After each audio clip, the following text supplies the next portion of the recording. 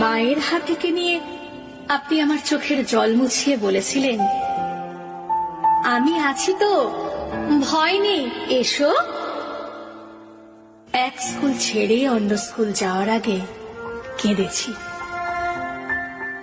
আপনি আমাকে জড়িয়ে ধরেছেন, বলেছেন সত্যকে নাও সহজে। অমনোযোগী আমাকে বারবার বুঝিয়েও ক্লান্ত হয়ে আমার পিঠে করেছেন চপেটাঘাত।